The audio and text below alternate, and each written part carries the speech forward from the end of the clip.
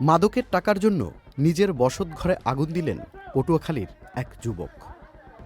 পটুয়াখালী শহরের টাউন জৈনকেঠি এলাকার আউরাপোলে মাদকের টাকার জন্য নিজের বসতঘরে আগুন দেওয়ার অভিযোগে বিশ্বজিৎ রয় বিশু নামের ৩০ বছরের এক যুবককে আটক করেছে পুলিশ। তিনি ওই এলাকার অতুল রয়ের ছেলে।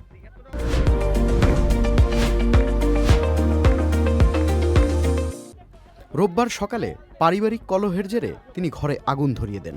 খবর পেয়ে ফায়ার সার্ভিস দ্রুত এসে আগুন নিয়ন্ত্রণে আনে।